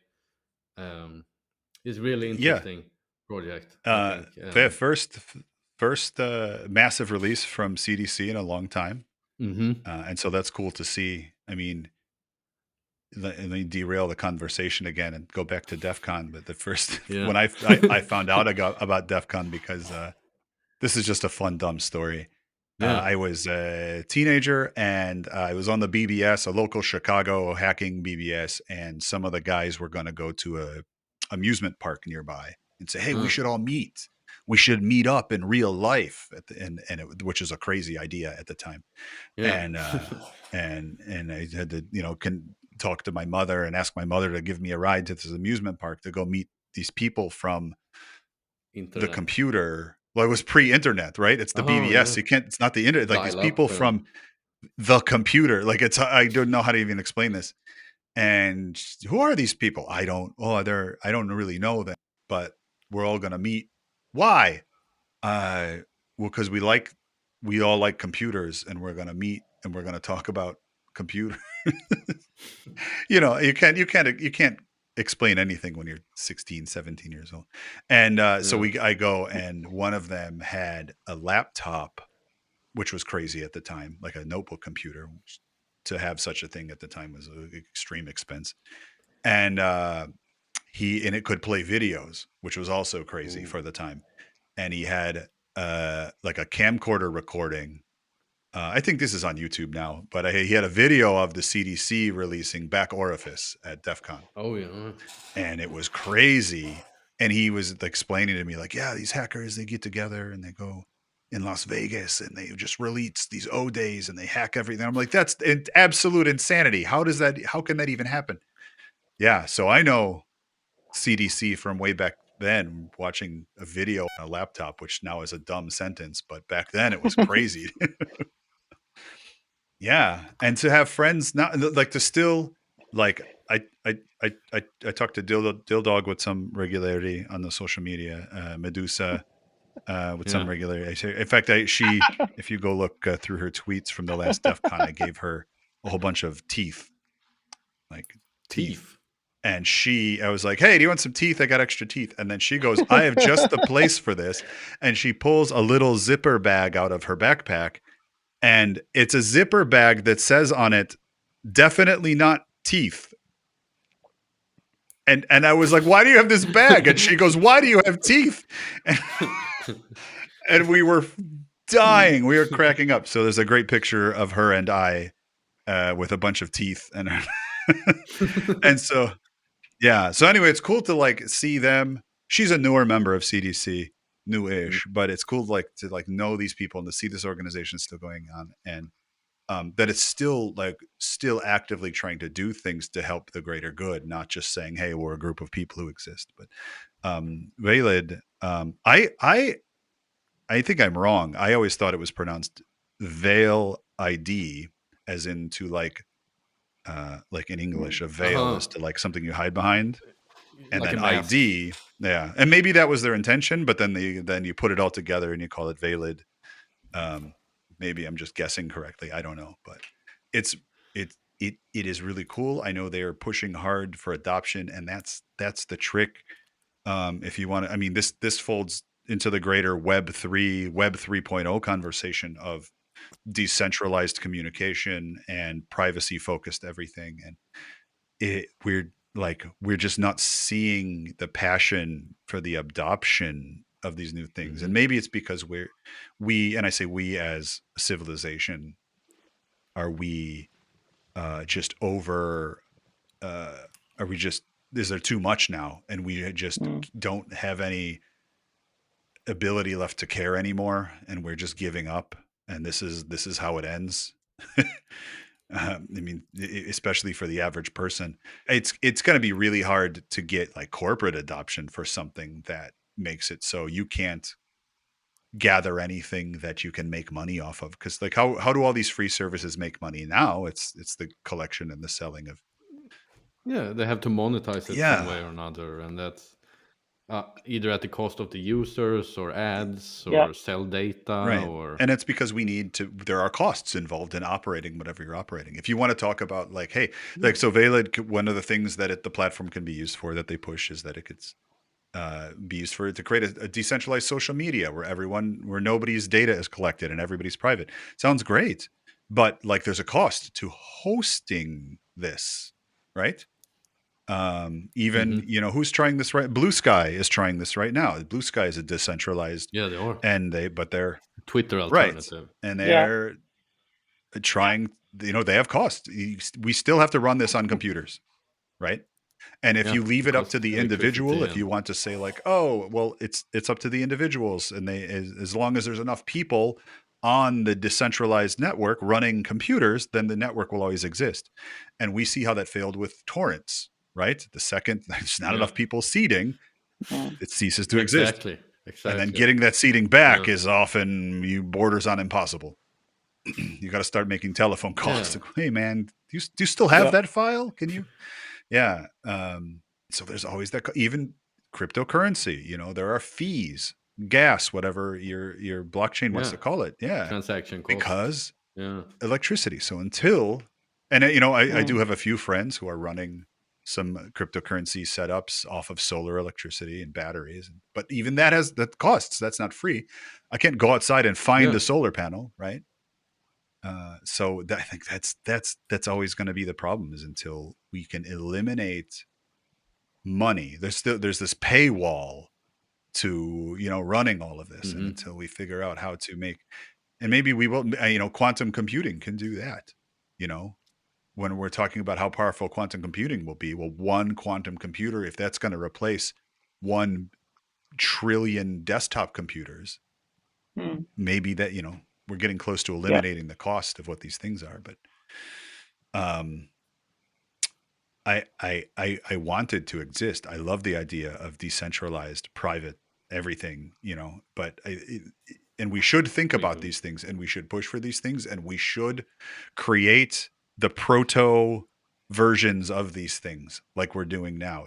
Somebody has to do this, just like somebody was making chat bots in the early 1990s on AOL to kind of force the production of the AI that we're getting closer to today. We should absolutely be talking about decentralized communication networks, because one day they will be close to free to operate. Like storage is practically free now, right? We finally got here where, and so now hopefully compute is becoming close to free, and it is close to free in small quantities. with various tiers of service and AWS and GCP and things like that. But I just think that Web3, we've been pushing Web3 since the 2010s. Yeah. Until compute is free, Mm. I just think it's not going to get massive adoption. And until we get rid of the criminals, the scammers, it's so... Yeah, but you have that in a lot of new fields. It's like when the internet became big, Oh, yeah. like so many people were saying as well, like it's only going to be used for pornography and Yeah. And now, I mean, to be fair, pornography bad is still a things, third of and the now- internet. So it's pornography keeps Yeah. the lights on. still going on. Yeah. It depends on how you say the sentence, because some people go, oh, it will only be used for pornography. And then other people goes, it'll only be used for pornography. Yay! Yay!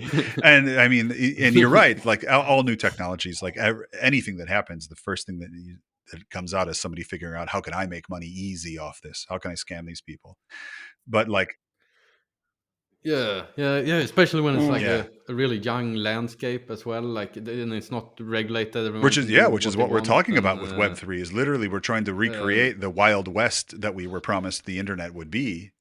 You know, it's just anyone can do anything and it's self-regulated. Yeah. But I can't believe it's almost 2025 and we still It's have unbelievable. people It's a like lot of scams. the Huck Tua girl doing fake cryptocurrency scams.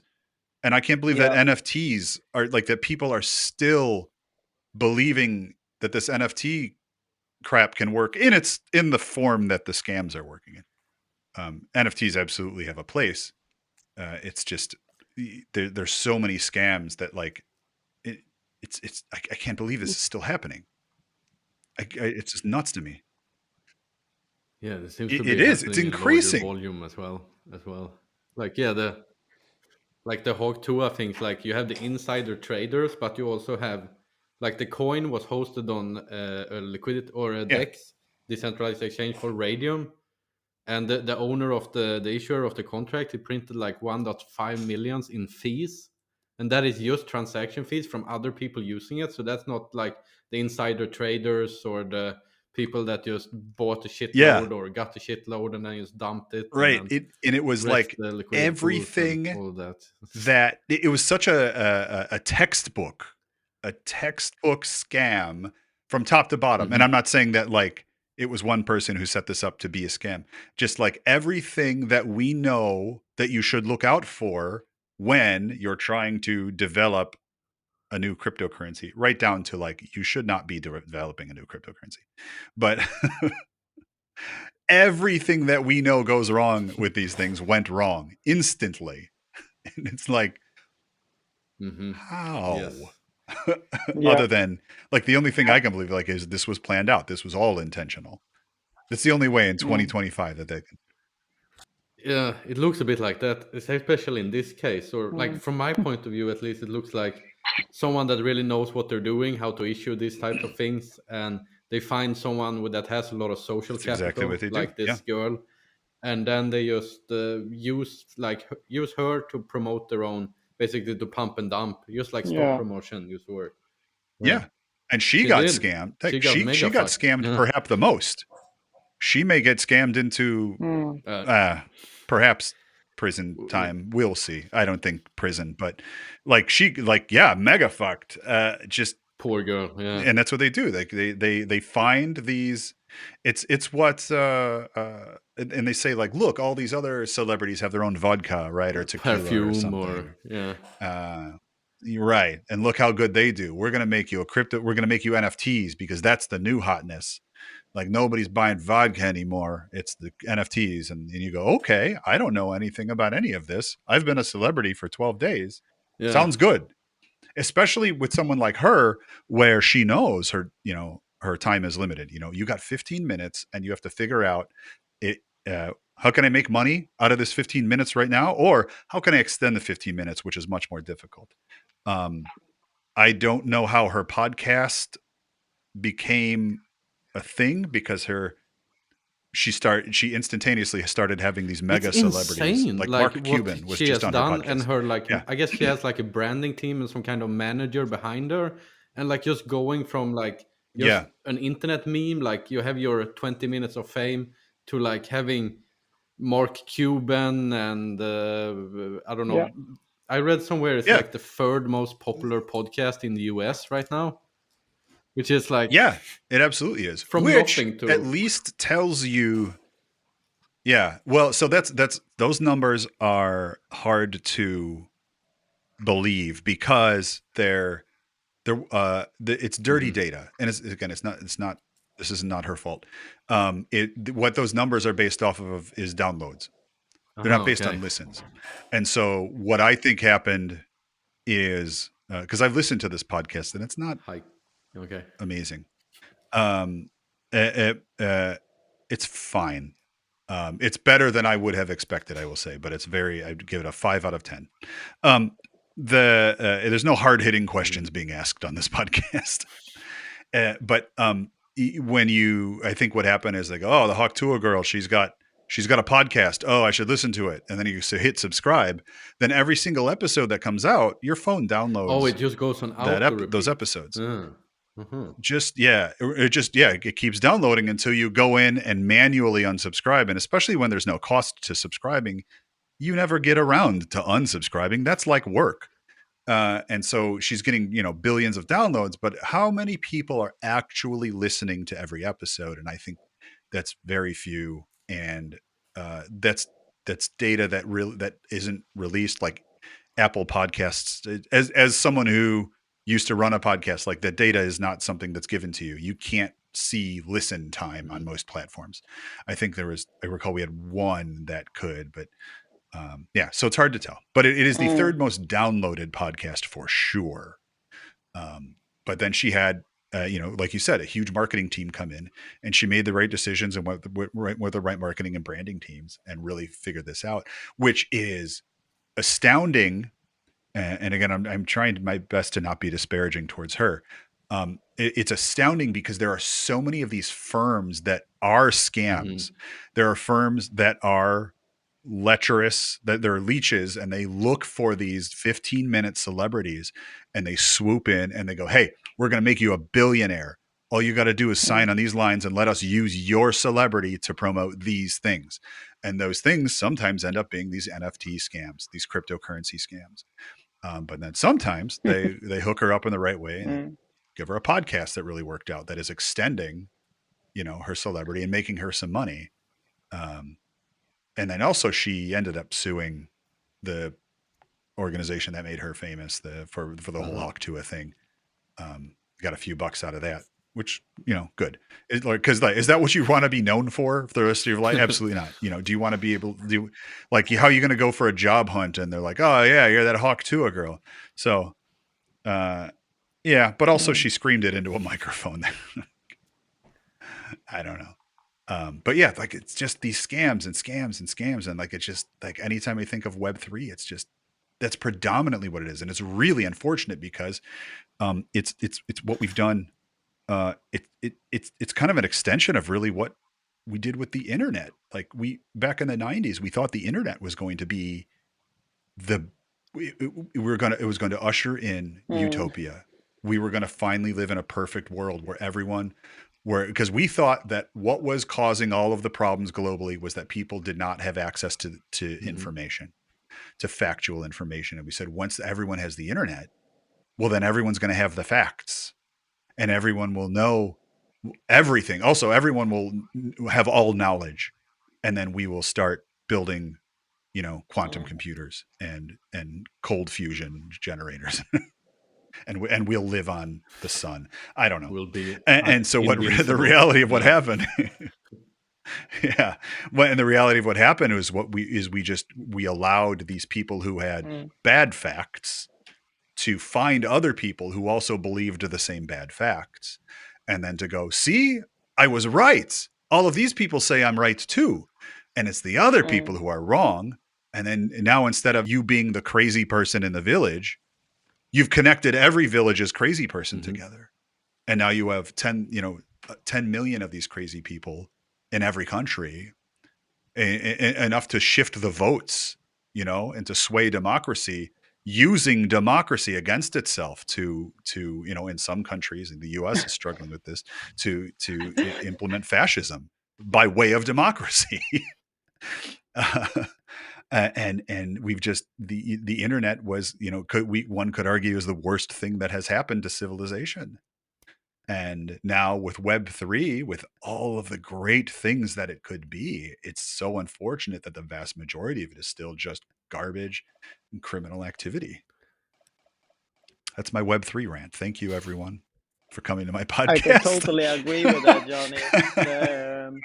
There was, for example, one thing that I think is actually great towards the scams and the frauds on the Web3 is the use of chain analysis, which is a great tool. I think a lot of law enforcement entities are using it to track down the fraudsters or the threat actors. And what is your opinion on that, Johnny? Using the chain analysis.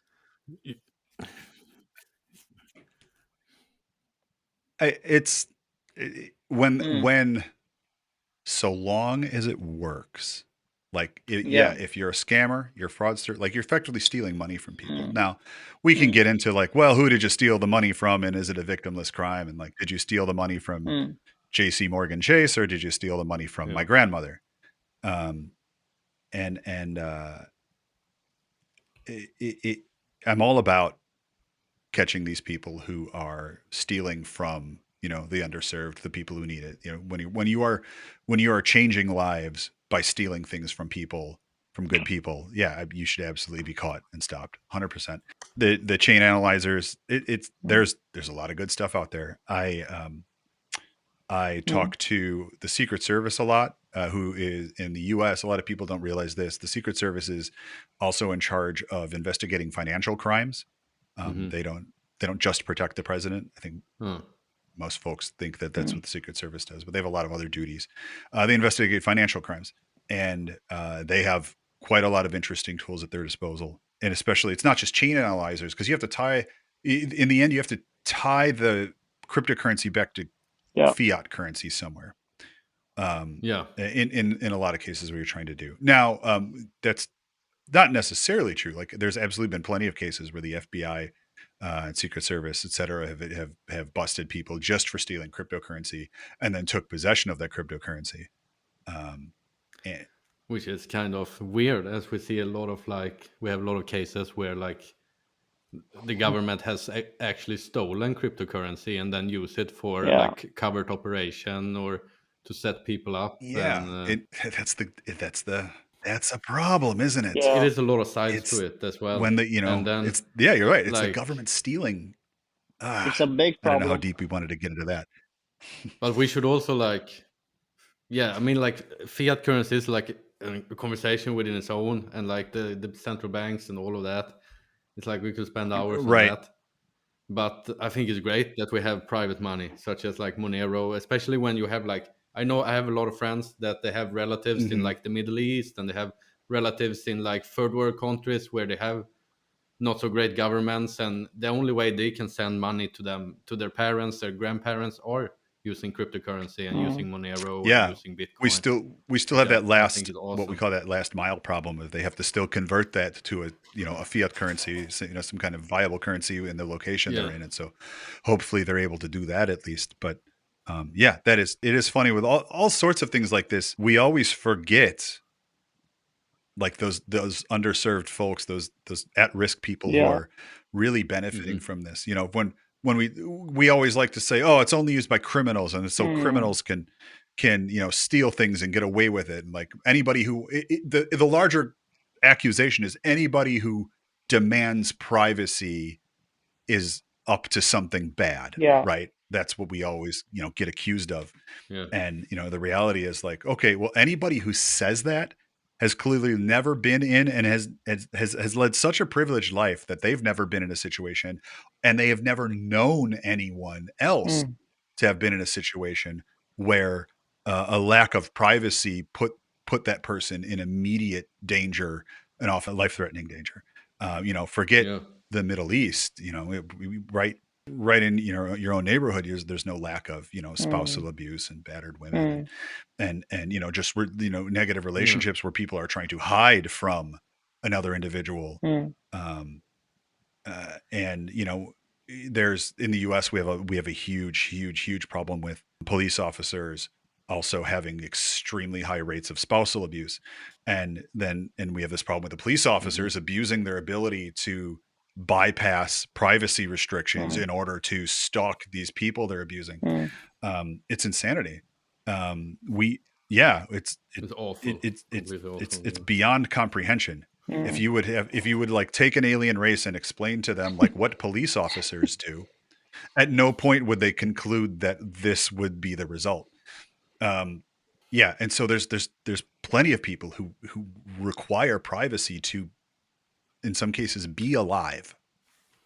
And the fact that we've seen that. Yeah, the fact that we're trying to destroy that, to say like, no, well, too bad. You can just die because we need other people to live.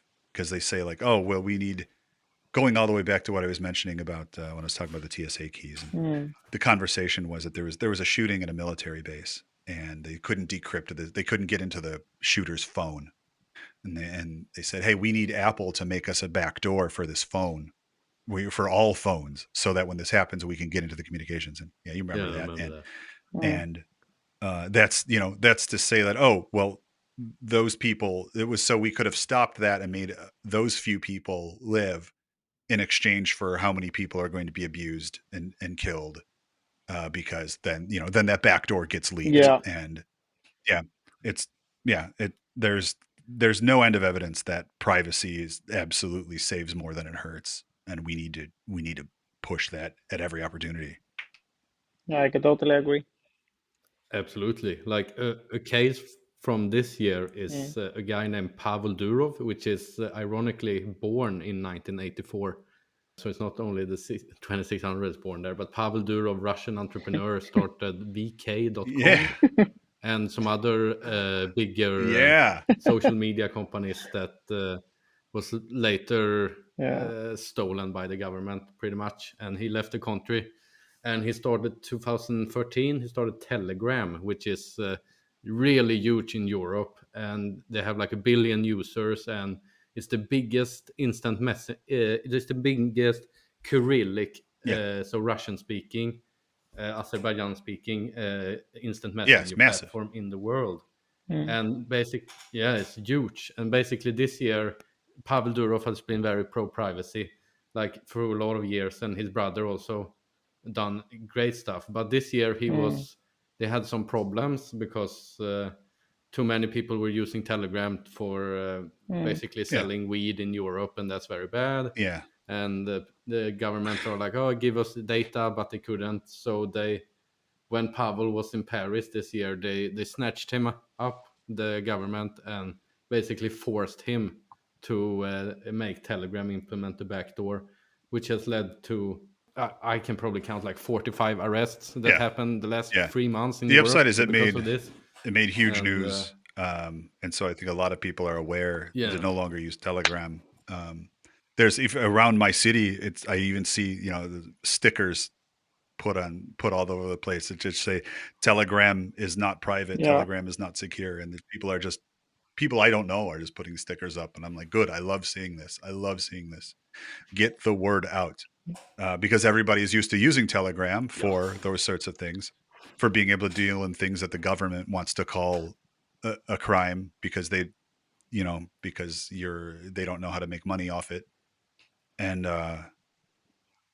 it is unfortunate because, again, like Telegram also has been used for a lot of people who like need privacy for other reasons. It's the number one app out there. It's when I go on to like Airbnb, they ask you for a Telegram phone number so that your hosts can communicate with you. And not that demands privacy, but it's like that ingrained into people's day-to-day usage, that it's really, really, really, really sad to see that happened and that was forced to happen. And where can people go now? There's a lot of new platforms that have been popping up. Some people say you switch to Telegram, there is like another another startup called Simple X. If you want to use a private server, you can email podcast@pirate.com. But it's your They'll give you instance access. that you have access But to. Who has the servers? That's always the question, right? I don't have root All right. access. I want to say that on Yeah. In the U.S., but Signal is Simple very X, popular in the U.S. Signal. Created by I saw another very famous old hacking individual. Yeah, you want to talk about Moxie. people Yeah. from back in the day. Moxie created Signal, and so if you, But Moxie has stepped down now, right? yeah, like 2 years ago maybe. Moxie also he's behind some even key exchange iOS, encryption. Apple iOS messages now have end-to-end encryption where you can control the key and you can do user verification. So you do basically key exchange, and so then if that key ever changes, then you're alerted and told like, hey, the key has changed. The person may not be who you think you are talking to. Do something to verify. And so that's really cool for Apple to have implemented that. It's been end-to-end encrypted for a very long time. Apple is just like, it's funny because Apple became the like most private operating system for phones out of a feud that they were having with Facebook.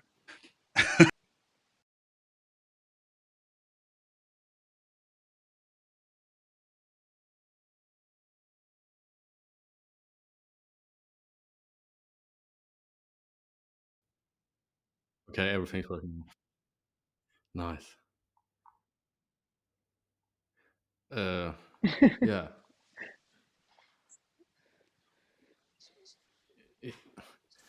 Yeah, we should.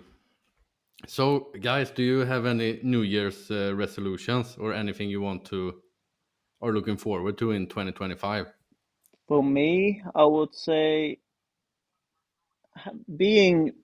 enhancing more professionally in in professional penetration testing, as it now is what I would say is my goal. I mean, becoming the best, and that's becoming the best of myself. And normally, if I'm gonna be honest, at this time, I have not thought so far. The only thing I'm thinking of is at least continue learning the basic answer. For me, I'm building out my organization's first internal red team and internal penetration testing service, and I am really looking forward to going cutting edge with it. Not trying to not throwing out the old tried and true methodologies, but absolutely I'm doing a hard focus on what is up and coming, what the future looks like, who's doing interesting things in this space. Because if I'm building something new, I don't want it to look like something old. I want it to, be something that's going to grow instead of getting thrown out. And if it means starting with something that's maybe not quite ready, I think that could be cool to work with. I'm really interested in helping new players in this space get a foothold. Really building something that's going to end up being something I can brag about in 2 to 3 years. And so that's where I'm spending a lot of my time. Professionally, and then personally, I just spent a long time in the hospital, most of November, with pneumonia, and I need to get my physical health back, and so I'm looking forward to. I'm making great strides already. I hit another milestone yesterday where I can hit 140 beats per minute with my heart and not die. Good. And and so I'm excited to get back to where I was, which will be, they said it's a long road, but I'm focusing hard on that. And that's my plans. It is really strong of you, and it's a great achievement that you're keeping. Well, That you're working on your let me health tell to you how keep. motivating I mean, to getting past almost the dying is. consequences of. I'm having a hard time saying it. Yeah, you guys almost had yet another podcast host that died on you. I can Or a imagine it's podcast life guest. altering, most likely, right? Yeah. Well, hopefully that doesn't happen, and we can be back next year with the next episode, the next New Year special. And feel free to have me on sooner. Don't wait 4 years. No, definitely.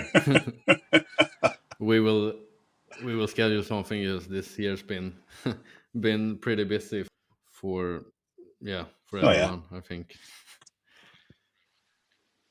Yeah. Cool. I think that's a wrap for this year. I would like to thank you for listening to this episode of Hacker Talk, and I would like to thank both Johnny and Zagros for participating in this episode. Without you guys, it probably would not have happened. From all of us, we wish you a happy new year, and here is Bone Cage. I freak alone. Bye.